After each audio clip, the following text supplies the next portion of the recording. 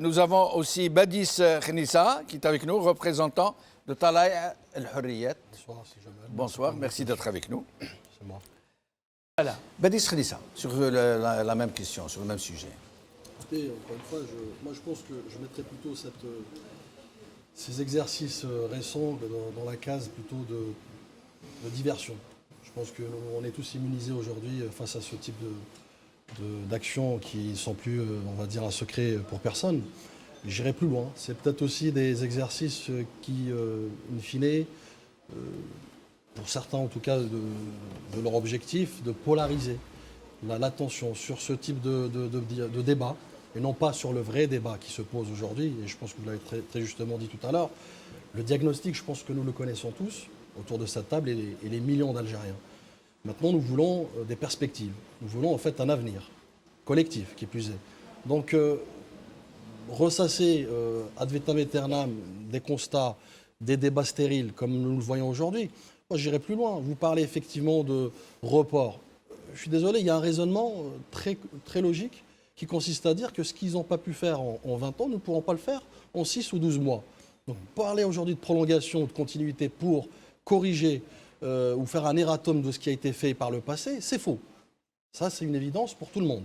Maintenant, il faut plutôt parler sur les vrais débats. Les débats, c'est de créer un décorum de démocratie, de politique, où justement l'inclusivité y règne.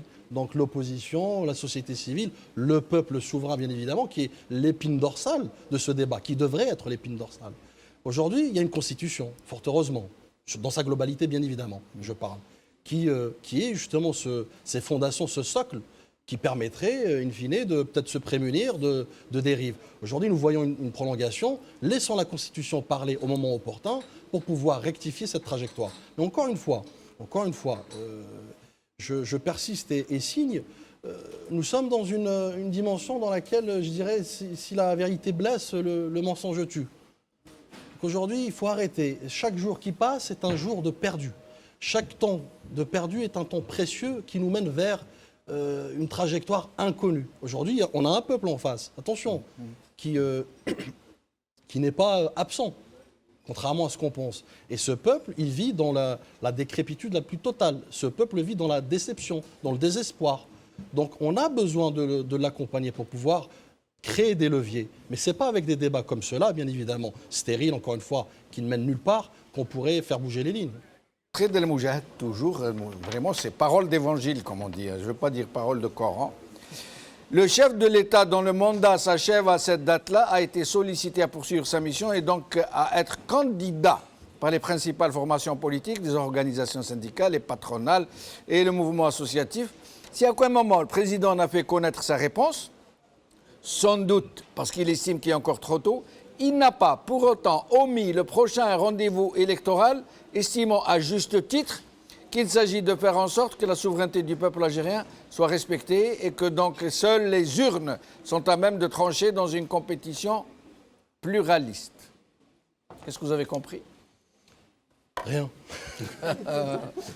Vous n'êtes pas le seul dans ce cas. La phraséologie. Exactement. Mais ils sont en train de nous dire que l'option du 5e mandat n'est pas écartée. Ce que j'appelle la niaiserie poétique, mais bon, c'est pas grave. Non, encore une fois, on revient sur les fondamentaux. Aujourd'hui, il faut cesser cet humanisme circonstanciel où on connaît le peuple qu'à un moment donné. Ça fait 20 ans qu'on aurait dû justement s'adresser à ce peuple. Ça fait 20 ans qu'on aurait dû préparer des processus d'alternance. Parce que les alternatives, je vous rejoins, effectivement existent. Des programmes existent. Une collectivité dont les efforts et dont les forces de vie existent. Vous parlez de qui? Ça fait 20 ans quand Non, quand je dis on, c'est la sémantique, si vous voulez. C'est-à-dire qu'en Algérie, on aurait pu, à travers les mandats, à travers les responsabilités des uns et des autres, préparer, ou du moins un terreau justement, pour préparer une alternance. Maintenant, moi, quand je lis effectivement ce type de phrases, effectivement, qui sont plus de l'ordre sémantique que réel et factuel, parce qu'on est dans la philosophie pure et dure. Mais moi, j'y vois qu'ils sont en train de nous dire l'option du 5e mandat n'est pas écartée du tout. Ils sont en train de nous dire ça. Soit tout est possible, effectivement, ouais. Parce qu'aujourd'hui, d'ailleurs, diagnostiquer, présager, et dans des circonstances comme celle-ci, effectivement, ça revient un peu à ce que j'appelle jouer au jeu de Bonto, vous savez, les trois verres, et moi, j'ai jamais été fort dedans.